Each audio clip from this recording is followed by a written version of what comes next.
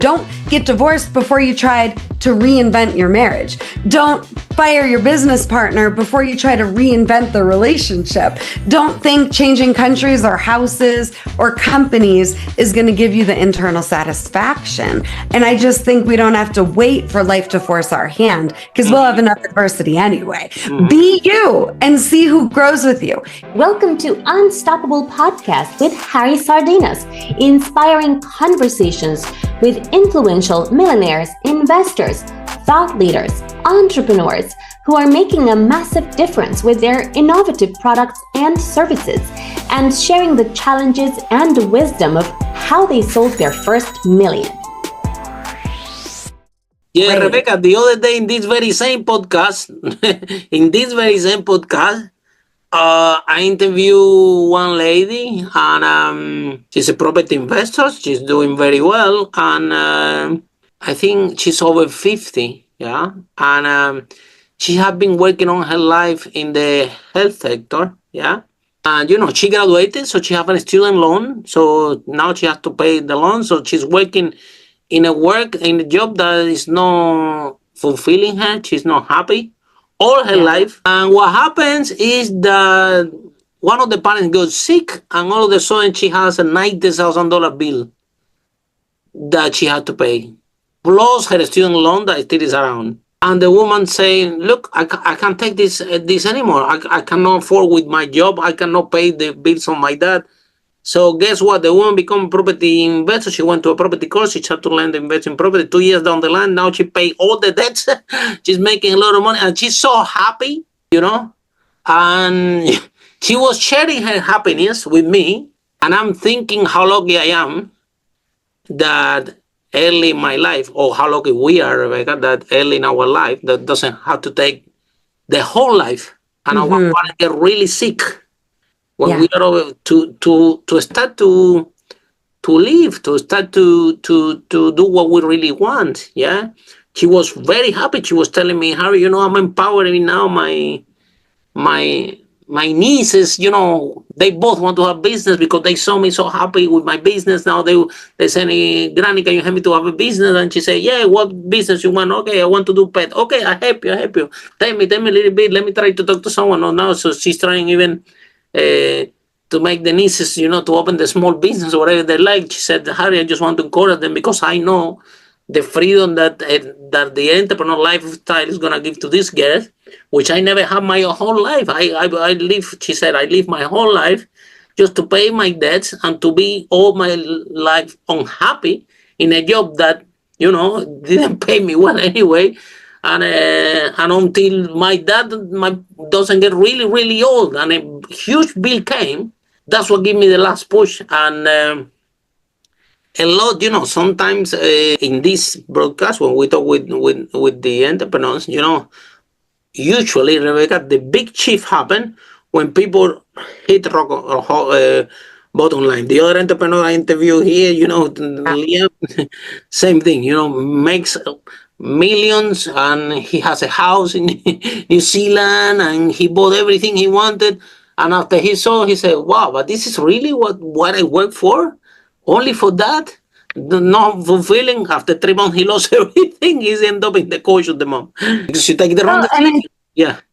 I was just going to say, I think so often we think, if I just got divorced, then everything would be okay. Or if this bad client went away, then everything would be okay. And it's almost like we unconsciously are waiting for the external to change, and then we'll be okay. And I think that's how you end up in a breakdown to break through.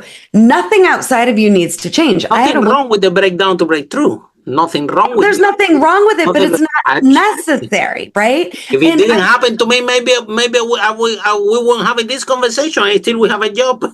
And totally. If my dad didn't have cancer, I'm telling you, about 20 years ago, we cannot have this conversation because, I find my job and I live in that life, and that's it. Yeah. So nothing wrong with breakdown to break through. But we're going to have enough adversity anyway, right? Like adversity is coming anyway. So you don't have to wait, and don't think, my 100%, point, right, is don't think once the external changes, whether it's the money in the bank account or now your spouse is, divorced from you and now you're free. Don't think the external changing will give you the freedom to create your business on your terms. And Create so it all on your terms. doesn't have to be like It doesn't have you to can be. start from today. You can from And a lot start of today to people- create your life and your business in the way you want. Yeah. Right. A lot of people wait for the permission outside of them or for external scenery to change, but then their patterns continue. So I'm just saying, get internally sound as the best of you and then see who will grow with you. Don't get divorced before you tried to reinvent your marriage. Don't fire your business partner before you try to reinvent the relationship. Don't think changing countries or houses or companies is going to give you the internal satisfaction. And I just think we don't have to wait for life to force our hand because we'll have enough adversity anyway. Be you and see who grows with you. Give people a chance to grow with you, reinvent with you. Let people meet a brand new you with no explanation and let them catch up. The truth is that you can be in a business that you love. You can be in a relationship that you love. You can be as healthy as you want to be. All this is actually possible. Absolutely. All what it's going to take is for you to realize what kind of life you want to live. Yeah. And what will make you happy. Like, for example, for me, make me happy to spend time with wonderful people like you. Yeah. That give me a lot of happiness, and I talk a lot with a lot of people, and this time for me is priceless. In the same way that I wake up in the morning and I go for a walk, yeah, and I walk as long as I want, and then I can release my emotions and think about the business, and I design the business how I want it. I didn't want to have gazillion employees anymore. And I didn't want to have big business running a huge operation that give me a lot of headache. I can, our products are high tickets. So we have products from $250,000, 100,000.